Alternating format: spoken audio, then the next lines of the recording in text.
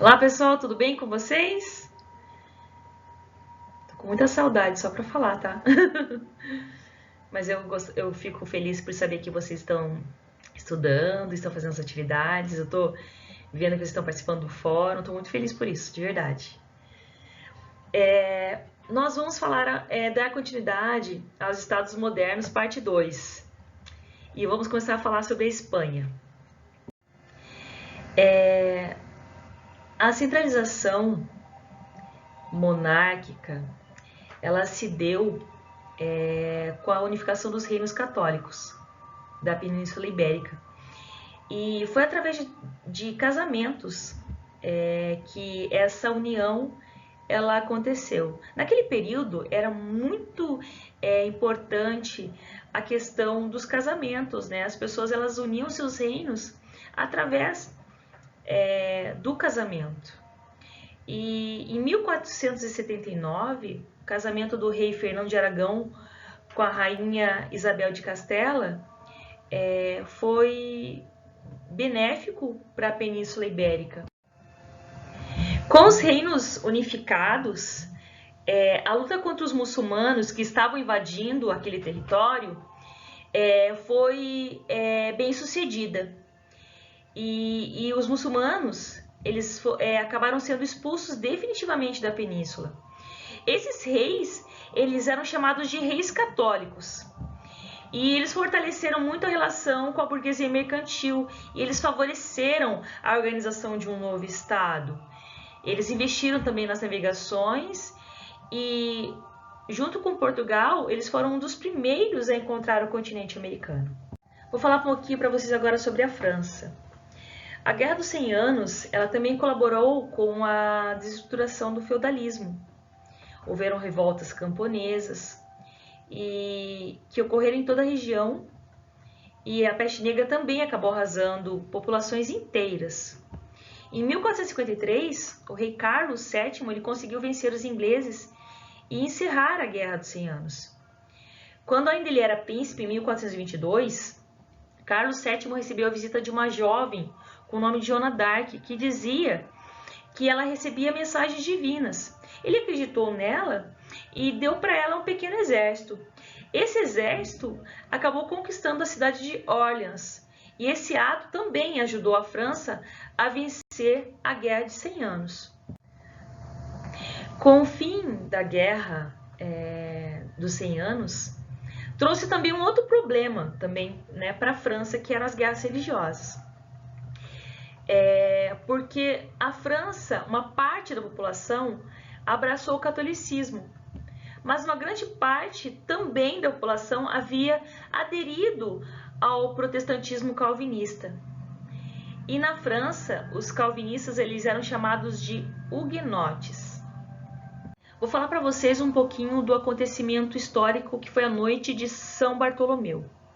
Durante o século XVI, as forças monarquistas católicas e os grupos protestantes, apoiados pela burguesia, eles lutavam abertamente no território francês.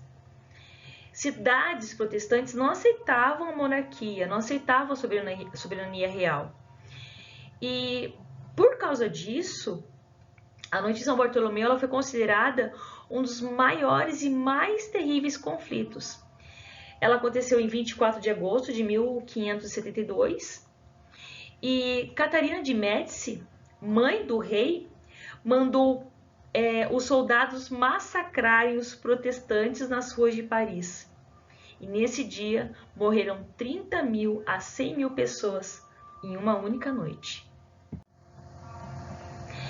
Henrique IV ele foi pressionado pela igreja e pela nobreza a negar seu credo protestante e retornar ao catolicismo. Ele assim o fez. Mas logo depois ele proclamou o Édito de Nantes. O que era isso? Autorizava a liberdade de culto na França. Ao permitir os cultos reformados na França, o rei acabou assassinado. Na Inglaterra e na França, a formação dos Estados Nacionais ela foi um pouco atrasada, em comparação a Portugal e a Espanha.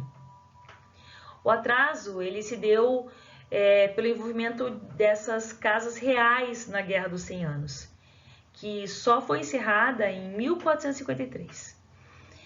Ao longo da guerra, o poder dos nobres ingleses acabou sendo enfrentado por inúmeras revoltas de camponeses.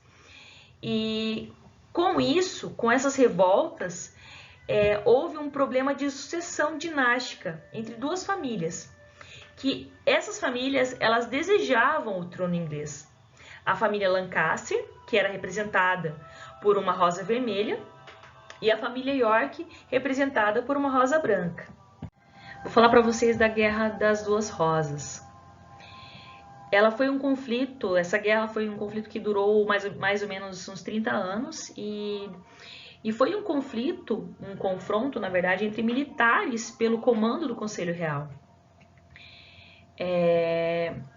E bem como ocorreram alguns assassinatos aos aspirantes ao trono. E inúmeros conflitos reais também aconteceram. A guerra ela acabou sendo encerrada só em 1485, graças ao rei Henrique VII, da dinastia Tudor, ao trono. Henrique VIII, que foi o segundo rei, ele fortaleceu os setores mercantis ingleses, ele acabou investindo na Marinha Britânica e ele rompeu com a Igreja Católica e criou a Igreja Anglicana, da qual ele se tornou um chefe supremo. A sua filha, Elizabeth I, ela foi uma das mais poderosas rainhas inglesas e ela transformou a Inglaterra em uma enorme potência econômica. Então, pessoal, na hora que eu estava preparando essa aula e os slides, eu senti no meu coração de colocar esse versículo para vocês, para a gente encerrar os slides desta forma, né? Deus fala no coração de vocês. Entrega o teu caminho ao Senhor, confia nele e o mais ele fará. Salmos 37:5. E eu creio que quando nós entregamos a nossa vida, quando nós entregamos o nosso coração a Deus, Ele só vai fazer o melhor para nós, porque Ele sabe de todas as coisas. Amém? Um beijo para vocês. Deus abençoe. Até a próxima, pessoal. Tchau, tchau.